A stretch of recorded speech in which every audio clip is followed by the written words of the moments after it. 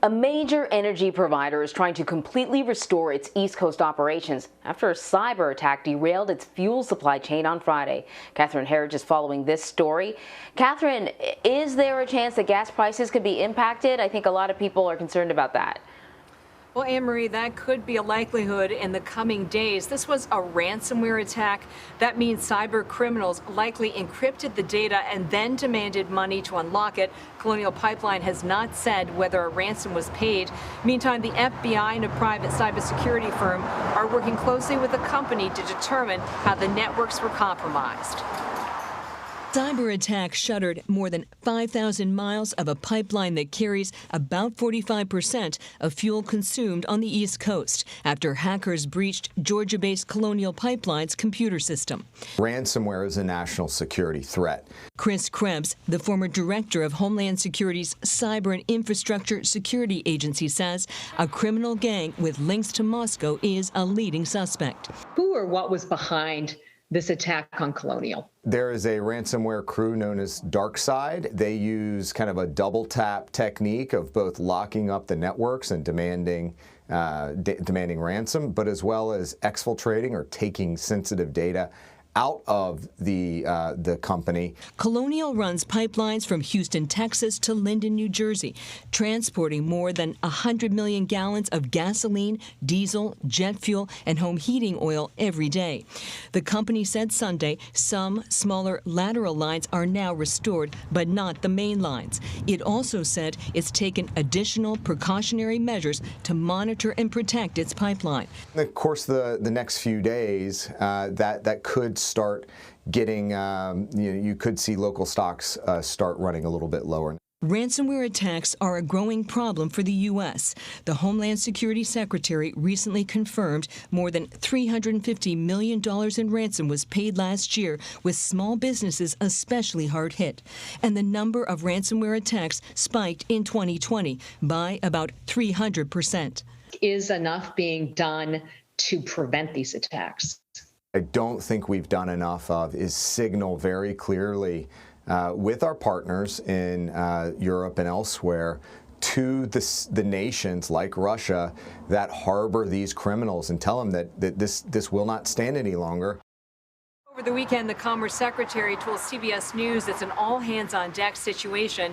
Meantime, current and former government officials say ransomware criminals are ramping up attacks against critical infrastructure, including hospitals and schools, and that could cause disruption, even harm to Americans. Anne-Marie.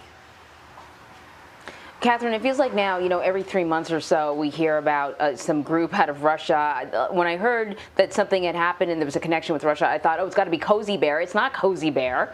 It's this whole other group called DarkSide. What do we know about them, and have we heard any response from the Kremlin at all? Well, Anne-Marie, DarkSide is a relatively new group, but based on its techniques and its pattern of activity, the experts we spoke to here at CBS say they believe it's really a group of veteran hackers with links to Moscow, maybe even operating from inside Russia itself. Now, there's been no response from the Russian government so far, but these experts also said for a group like DarkSide to operate inside that country, they would have to have the tacit approval of at least the Russian intelligence services. Anne-Marie. Chris Krebs, who we heard from in your piece, has previously called for more infrastructure funding dedicated specifically to cybersecurity. Did he reiterate that point when you spoke to him? What were his biggest concerns?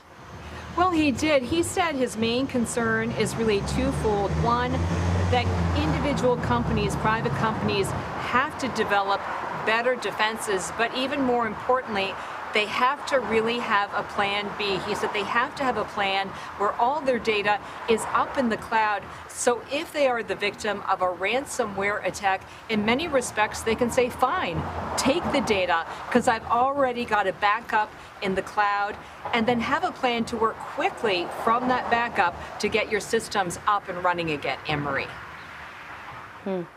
I guess that would work in some cases, but I'm just thinking about some of the more recent attacks that we've heard about, particularly the Washington, D.C. Police Department, where whatever that group was threatened to reveal, sources and that sort of thing. It just seems like we've been hearing more and more about these ransomware attacks, particularly recently. Is this serving as a wake-up call at all for those who are, either in government or in the private sector, because you actually need both to be working together to figure out a way to protect us from this? Well, the Colonial Pipeline attack is somewhat of a wake-up call because the company has said the criminals got inside their IT system, but not inside their operating system. If they had gotten inside that operating system, they would have theoretically had the ability to shut down the pipeline on their own. The big thing about these ransomware attacks, the reason they've really proliferated in the last year is that unfortunately a lot of private firms have felt that it's much easier to pay the ransom, get their data back, avoid any posting of this data that may be very embarrassing or may cripple their operations. So as these criminals have been paid, this has been positive reinforcement, which is why we're seeing a ramp up in these types of attacks targeting companies inside this country, Anne-Marie. Yeah, this sort of behavior can flourish in the dark, and perhaps dark side is a very appropriate name for a group that does this sort of thing. Catherine, thank you very much.